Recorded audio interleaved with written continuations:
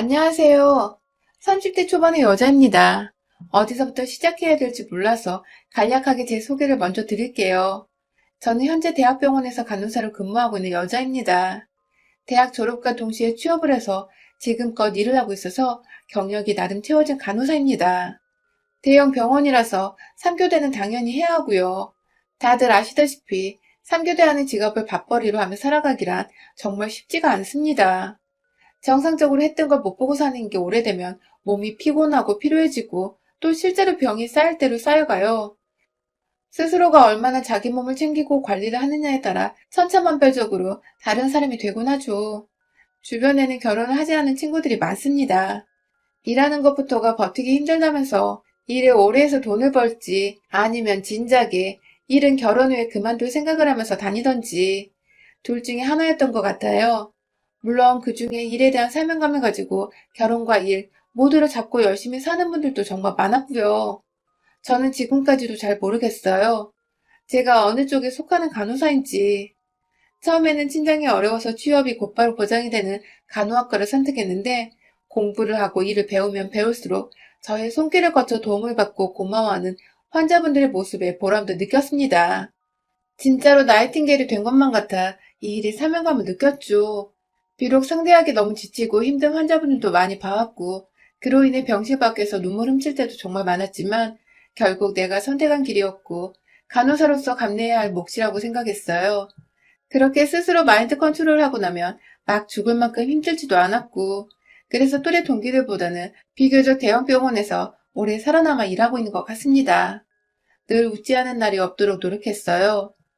저도 사람인지라 남들 앞에서 저 힘든 거 표현하고 싶고 다 포기하고 싶을 만큼 괴로운 적도 많았지만 아파서 병원에 누워있는 사람들 앞에서 제가 할 짓이 못 되기도 했고 불안한 환자들 옆에서 어떻게든 그 긴장을 풀어드릴 수만 있다면 전 나름 제 일을 최선을 다하며 사는 사람이지 않을까 싶었거든요. 근무하며 늘 이런 점이 보람을 느끼면서도 동시에 힘든 점이었는데 어느 순간 저의 하나뿐이 커다란 장점이 되어 있더군요. 동료들 사이에서는 제가 나름 무슨 바이러스라며 참 평판이 좋았어요. 전 별로 한 게 없는데 그저 웃는 제 모습에 다들 힘을 얻고 일하는데 즐겁다고 하니 그게 또 그렇게 듣기 좋더라고요. 좋은 동료를 만나서 사회생활만큼은 참 어렵지 않았는데 저한테 칭찬까지 해주니 어찌나 기분이 째지던지. 그중에는 저 같은 간호사분들도 계셨지만 물리치료사도 있었고 의사도 있었어요. 그리고 저희 남편은 바로 저와 함께 자주 부딪히며 일을 했던 동료 중 한 명. 그 병원의 의사였습니다. 남편은 동료들 따라 옆에서 제가 그냥 다 좋았대요. 다들 힘들다고 죽는 소리 해댈 때 전 늘 그래도 힘내요 하면서 응원의 말을 던지고 자기 일하러 요요히 사라지곤 했었대요. 저도 몰랐던 일하는 저의 모습들을 남편은 하나하나 다 기억을 해주고 있었어요. 기억을 하고는 혼자서 되새겨보기도 하고 좋은 사람 같다며 제가 더 알고 싶어지기도 했대요. 그러다 결국 나이트 근무를 하고 퇴근하는 길에 절 붙잡고 고백을 했어요. 쉽게 생각하고 고백하는 거 아니라며 오랫동안 생각하다 어렵게 꺼내보는 고백이라면서 그렇게 수줍게 자기 사랑을 고백하는 남편의 모습에 저도 순수한 마음을 느꼈고 둘은 한동안 같은 병원에서 비밀 연애를 하다가 2년 정도 후 결혼을 하게 되었어요. 비밀 연애를 한 이유는 아주 단순했어요. 저는 오랫동안 병원에서 일을 하고 싶었고 또 돈도 벌어야 했고 또 사내에서 의사를 만나는 간호사라는 소리를 듣고 싶지 않았거든요. 일례로 저희 선배 간호사 중 한 분이 병원에서 의사분과 교제를 하시던 중 여자 혼자서 욕이란 욕은 다 들어먹고 결국 그 의사분과도 헤어지고 사표까지 내서 떠나셨어요. 그때 건너서 들어보니 돈 많은 의사를 꼬시려고 일부러 대학병원에 들어왔던 거라고. 일은 안 하고 맨날 남자 의사만 물색하고 다녔다는 소문이 돌았었죠. 제가 알기론 그 선배는 부모님이 서울의 큰 요양병원을 운영 중이시고 선배는 부모님께 도움이 되고자 요양병원의 의사가 되고자 했으나 공부를 그 정도로 잘하지 못해 간호학과를 들어간 후 큰 병원에서 일이라도 배워보고 부모님의 요양병원으로 들어가려고 했었는데 말이었죠. 그만둔 선배와 지금은 연락이 완전히 끊겼지만 당시 선배는 퇴사 후에도 저와 몇 번 통화를 하면서 자주 말했어요. 남자 의사가 껄떡대도 절대로 받아주지도 연애를 하지도 말라고. 자기는 그렇게 대시한 의사를 받아줬다가 혼자 욕만 먹고 일을 그만두지 않았냐고 말이죠. 생각이 많아지는 말이었죠. 모든 의사가 그런 것도 아니고 또 모든 간호사가 그런 것도 아닌데 도대체 사람들은 왜 자기들만의 편견과 선입견을 만들어서 소문이라는 거 흘리고 다니는지 참 아둔하고 어리숙한 사람들이라며 선배의 편만 들었던 기억이 나네요. 그러다가 제가 남편을 만나게 되었고 저는 혹여나하는 마음도 있어서 끝까지 인연과 비밀 연애를 주장했어요. 저와는 연애하고 1년 정도가 지난 시점부터 결혼을 꿈꾸던 남편을 말리고 또 말리며 겨우 1년간의 연애를 더 마치고는 그렇게 두 사람이 부부가 되었죠. 단순히 연애를 하는 게 아니라 결혼을 한다고 발표해버리니 많은 분들은 생각보다 축하를 해주셨어요. 오랜 시간 진정한 사랑을 해오다 결실을 맺는 거라며. 남들한테 도움 주면서 하는 남녀의 결혼이니 꼭 축복받을 거라면서 신혼여행 다녀왔다가 업무 복귀했을 때부터 지금까지 모든 사람들이 저희를 늘 부러운 커플이라며 말씀해 주시곤 합니다. 참, 겉보기엔 걱정할 게 없어 보이죠? 저도 그냥 이렇게 축복만 받는 결혼이었더라면 얼마나 좋았을까 싶네요. 사실 저희 결혼이 모두의 축복을 받은 건 아니었습니다. 걱정했던 제 직업에 대한 편견을 너무도 심하게 가지신 분이 바로 코앞에 계셨죠. 바로 저희 시어머니요. 남편은 대단한 집안의 의사가 아닙니다. 드라마에 나오는 의대 집안, 명문가, 뭐 이런 쪽이 전혀 아니에요.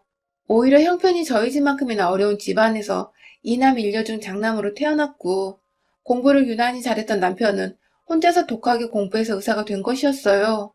그렇게 의사가 되고 나서도 생각보다 처음부터 큰돈을 벌지는 못했다고 하지만 아무튼 남편이 동생들 뒷바라지부터 시작해서 시부모님의 용돈까지 챙겨드리고 있었어요.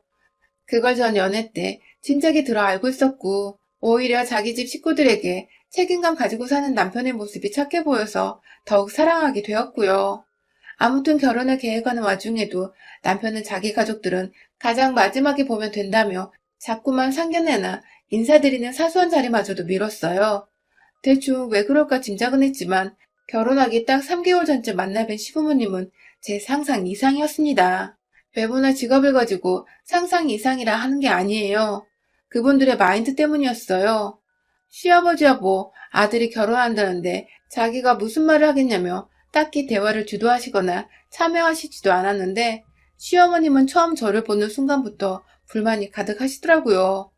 왜 진작에 인사를 드리러 오지 않았냐며 첫 만남부터 예의 없다는 소리를 들어야 했고 그 바람에 남편이 옆에서 저는 계속 인사드리겠다고 했지만 자신이 늦게 만나길 강요했다고 사실대로 털어놓자 옆에서 우리 아들을 종용했네 했어 하면서 저를 욕하시더라고요.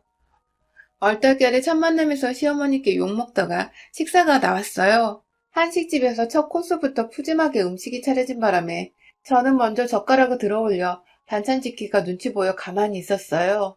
어른들 먼저 수저 드실 때까지 기다린 거죠. 그러자 시어머니는 삐져서 밥도 안 먹겠다는 거야? 너 그러고 있을 거면 그냥 가! 내 아들 못 줘! 라며 급기야 3달 앞으로 다가온 결혼을 반대하시는 게 아니겠어요? 전 그냥 밥을 못 집어먹고 기다렸을 뿐인데 인사드리고 제대로 한마디도 못하고 욕만 먹고 있었는데 이제 보니 시어머니는 애초에 절 반대하겠다는 혹은 길을 죽이겠다는 마음으로 이 자리에 나오신 거더라고요. 남편이 왜 시부모님을 먼저 만나 뵙지 못하게 했는지 그제야 안 후 남편에게도 화를 막 냈어요. 시댁이 무서워 결혼이 겁날 지경이라고 말이죠. 그러자 남편은 엄마 성격이 나도 상대하기 힘들어. 너도 이럴까봐 소개를 못했다며 너를 놓칠까봐 그랬다면서 막 또 사랑을 운운하며 매달리는데 그걸 뿌리치기 어려워 모른 척 결혼을 했어요. 제가 남편과 지난 2년간 많이 사랑하기도 했고 또 그간 서로가 서로에게 쌓인 믿음도 있었기에 시어머니 정도는 가볍게 무시하면 될 일이라 생각했어요. 하지만 결혼은 그렇게 시댁과 분리되기가 쉽지 않잖아요. 올해로 결혼한 지 1년이 넘었는데 결혼을 하게 되면서 얼마 안 있어 코로나가 터지는 바람에 저나 남편이나 정말 직장에서 완전히 비상이었습니다. 시국 따라 그만두는 동료들이 생겨나며 급하게 인원을 메꾸고 또 채용하고 가르치고 또 일하고 남편은 남편대로 신혼인데도 얼굴 보기가 너무 힘들고 당장에 저희 두 사람이 시국을 마냥 무시할 수 있는 직업을 가진 게 아니어서 굉장히 바빴어요. 주변 사람들을 챙기고 말고 할 여유가 솔직히 없었습니다. 그러는 와중에도 이미 시어머니 성격을 천만함에 알아버린 탓에 전 웬만하면 시어머니와 트러블을 만들지 말아야겠다는 생각으로 쿠팡이나 네이버 쇼핑에서 고기며 제철 음식이며 여러 선물들을 보내고 안부 인사를 드리면서 제 딴에는 정성을 쏟고 감정을 표현했어요. 시국 때문에 혹여나 시부모님 걱정이 되어 찾아뵙지는 못했지만 마음만은 늘 곁에 있다면서 말이죠. 이건 솔직히 진심이었습니다. 어느 며느리가 처음부터 시어머니한테 찍히고 싶겠어요. 저도 그냥 평범한 다른 집 며느리들처럼 잘 보이고 싶은 마음이 컸었어요. 그걸 두고두고 남편도 고마워했고요. 그런데 늘 받기만 하시고 잘 받았다는 혹은 고맙다는 표현조차 하질 않으시던 시어머니. 그러다가 올 중순에 저희 친정엄마 연락을 받았습니다. 아니 글쎄 시어머니가 저한테나 남편한테 말도 없이 저희 친정에 찾아가셨더라고요. 처음 인사드리고 나서 양가 부모님 모시고 상견례 자리도 한번 가졌었는데 그때도 별 친한 척을 안 하시더니 결혼식 날 제가 정신없는 사이에 저희 엄마한테서 번호를 따가셨다고 하더군요. 그렇게 다짜고짜 주소를 묻고는 친정으로 가신 시어머니는 들어가자마자 아주 깽판을 치셨다고 하네요. 며느리를 잘못 들여서 아들이 집을 안 온다며 인사도 안 하고 뭣도 안 하고 자꾸 코로나 때문이라고 변명만 하는데 이 꼴을 두고 볼 수가 없다면서 급기야 친정집에서 아빠가 작은 취미삼아 작게 키우고 있던 식물화분 몇 개를 홧김에 발로 차 깨뜨렸다는 겁니다. 그 소리를 병원에서 일하다 듣고 정말 기가 막혀 어찌해야 할지 모르겠었어요. 누가 자기 부모님 집에서 깽판을 부렸다는데 일이 손에 잡히겠냐고요. 당장에 같은 병원에 어디서 일하고 있는지 모르겠는 남편을 물어물어 찾아갔어요. 거의 울기 직전인 상태로 다가가 친정엄마께 전해들은 소리를 말하니 남편도 미안해 어쩔 줄을 몰라 하며 자기 머리를 막 쥐어뜯더라고요. 결국 처갓집에 가서 일을 했다며 다 자기 부모가 못나서 그런 거라며 자기는 제가 선물도 보내고 인사도 잘 하길래 아무것도 안 하고 있었다면서 일이 너무 바빴고 코로나 시국에 병원에서 일하는 자식이 어떻게 부모님을 막 만나겠냐며 저한테 다 아는 이유를 말하더군요. 이게 당연한 건데 우리 시어머님은 그저 아들이 인사를 안 하러 온다며 그게 다 코로나를 핑계로 대라고 말한 며느리의 책임이라고 빡빡 우기기나 하셨으니 깊은 한숨만 나왔어요. 결국 그 사건은 남편이 무려 코로나를 뚫고 시댁에 찾아가 완전 뒤집어 엎어놔서 해결이 되었습니다. 다시는 저 몰래 친정에 가서 살던 대로 생각하던 대로 깽판 치지 말라며 시댁에는 화분이 없지만 시어머니가 키우시던 쪽파가 심어진 화분을 헤집어 놓고는 엄마도 기분이 어때? 더럽지? 하면서 역지사지를 몸소 보여줬죠.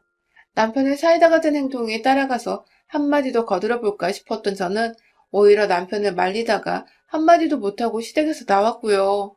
뭐 중간에서 중재 아닌 중재를 해준 남편이 고마웠고 시어머니도 이제 다시는 사돈댁을 우습게 보고 행동하는 일이 없으시겠다 싶어서 마음 한편으로도 든든했습니다. 그렇게 또 한동안은 시부모님과 막내가 없었어요.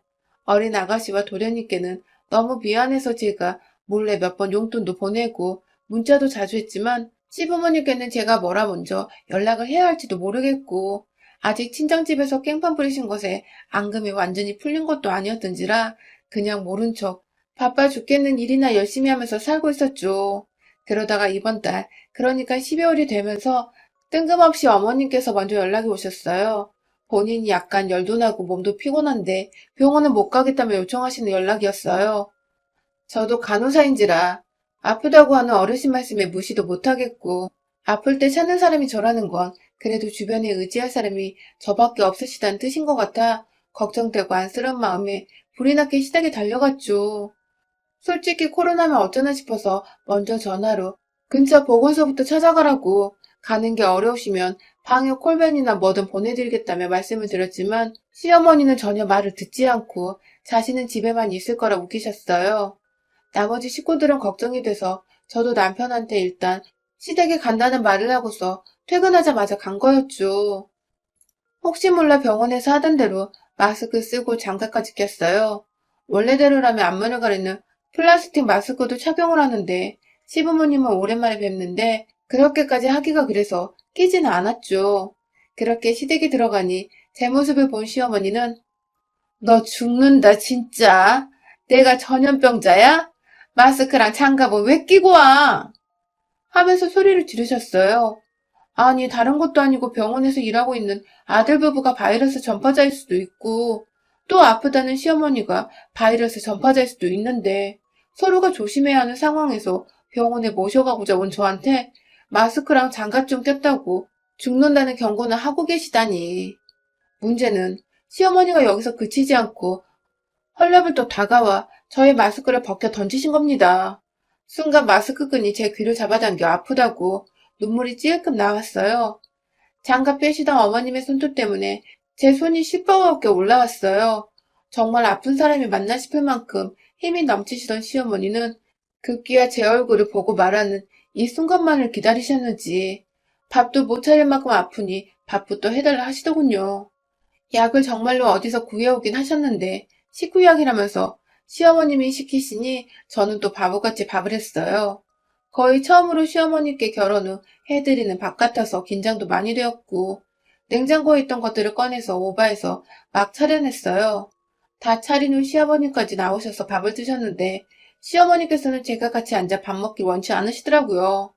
그러면서 하신다는 말씀이 어디 간병인이 옆에 와 같이 먹으려 해? 라면서 물이나 뜨뜻한 것으로 가져오려더군요. 집에 정수기도 없는데 그래서 빨리 커피포트에 물을 담았습니다. 보글보글 끓어오르는 소리가 점점 선명해질수록 시부모님과 저의 거리는 점점 멀어지는 듯 했어요. 세 사람 사이에 적막감이 감돌고 있는 와중에 시어머님이 정적을 깼어요. 온 김에 저한테 빨래를 하고 가라더군요. 화장실 안 바구니 안에 든 옷이 한가득 있으니 그걸 베란다에 있는 세탁기에 돌리라는 그 말 하나 하시고는 밥 다 드셨다며 부엌에 그릇만 올려둔 채 좀 쉬자고 TV 앞으로 가 앉으시는 어머님. 딱 보니 싱크대 안에 있는 그릇들도 제가 닦고 식탁도 정리하고 빨래하고 나서 말리면 밖에 있는 것까지 한 두어 시간 정도는 꼼짝없이 이 집에서 일을 해야 하겠더라고요. 일단 시키는 대로 급하니까 시간 걸리는 빨래부터 했고 그 사이 설거지도 하고 막 뭐가 정말 정신이 없었어요. 남편과 둘이 사는 신혼집에서의 일과 비교를 해보면 네 식구 사는 시댁 일은 정말 너무하다 싶을 만큼 많더군요. 더 문제는 혼자 아둥바둥 일을 하고 있는데 시어머니와 시아버지는 거실에 앉아 TV를 보며 막 재밌다고 웃고 계시고 급기야 그렇게 TV를 보는 와중에도 저한테 뜨거운 물을 갖다 달라고 막 시키셨어요. 뜨거운 물을 갖다 달라 해놓고는 뜨뜻한 걸 마실 거라며 찬물 좀 섞어달라고 하고 그러다 또 열기가 올라온다며 보일러를 꺼라 틀어라. 아주 그냥 제 꼴을 보니 종년이 따로 없더라고요. 그러면서 말끝에는 꼭 간호사라 그런지 이것저것 시키는 걸 다 해주네. 시중을 역시 잘 들어주네. 하면서 제가 간호사에서 시중 드는 것의 전문가라는 걸 농담이라 하시니 기분도 좋지 않았습니다. 아프다고 하셔서 병원 모셔가겠다고 일 끝나고 지친 몸 이끌고 불이 났게 시댁에 온 건데 아주 그냥 호랑이 굴에 들어온 토끼가 호랑이 똥을 치우고 있는 꼴이라니. 그것만이 끝이 아니었어요. 이왕 집 청소도 하고 자기 시중을 드는 거 청소기도 밀고 말끔히 집 소독이나 좀 해주라며 간호사니까 청소하는 것도 잘할 거 아니냐고 그러시더라고요. 제가 간호사면 간호사지 청소부는 아니잖아요? 그런데 무슨 논리인지 간호사니까 환자 옆에서 시중 들고 청소하고 종처럼 해야 환자가 기분이 좋아지고 금방 쾌유를 한다며 급기야 제게 종년이 되길 부탁하셨어요. 그리고는 곧 너네 친정에서도 내가 너를 종부리듯 할 거 다 알고서 그날 일을 너한테 꼰지른 거지? 라고 하시더군요. 네, 그러니까 시어머니는 지금 지난날 본인이 저희 집에 무작정 찾아가 화분 깨고 깽판친 것에 대해 저한테 말한 저희 친정 부모님께 뒤끝이 있어서 그때 얘기를 꺼내면 저한테 종부리듯 대하셨던 것이고 급기야 정말로 코로나 시국에 병원에서 일을 하느라 진이란 진이 다 빠져버린 며느리한테 밥 차리라 하고 빨래하게 하고 청소기까지 돌리게 하며 온갖 시중이란 시중은 다 들게 하셨습니다. 그리고 꼰질났다고 표현을 하시는 거 보니 이제 보니 저희 부모님한테는 저한테 그 난동을 피우고도 그날 일을 말하지 말라는 식으로 겁박까지 했었나 보더군요. 설마 했는데 이게 다 일부러 그러신 거라니. 아프신 거 핑계 삼아 그냥 며느리한테 단순히 대접받고 싶으신 거라고 여기려고 했는데 정말 빡쳐서 시댁에 더 못 있겠더라고요. 저요? 청소기 다 밀고서 거실 한켠에 임시적으로 세워뒀는데 진짜 그간 병원 일에 스트레스 쌓였던 것까지 다 풀어야겠다는 마음으로 일단 마스크와 장갑을 도로 썼습니다. 간호사라 가방에 마스크면 장갑 10분 정도는 늘 가지고 다니거든요. 그 청소기를 제 가슴 위까지 들어 올렸다가 바닥으로 아주 세게 내리쳤습니다. 얼마나 튼튼한지 청소기는 그리 크게 금이 가진 않았지만 제가 원하던 건 이게 아니었죠. 청소기 안을 열어서는 그 안에 든 먼지 봉투 있잖아요. 지금 다시 생각해도 짜릿한데 그걸 정말 시부모님 면전에다 대고서는 탈탈탈 털었습니다. 청소하라고 며느리 종부리다가 결국 청소는커녕 청소기 안에 있던 더러운 집안 먼지를 얼굴로 맞은 우리 시부모님. 비명도 못 지르는 게 먼지가 거실 공기 중에도 막 무리지어 손바닥만하게 떠있고 하니까 다들 놀래서 베란다로 뛰쳐나가시더라고요. 그리고는 특별히 시어머님을 향해서 원하시는 뜨뜻 미지근한 물을 만들어서는 얼굴을 향해 물통 채로 부어버렸어요.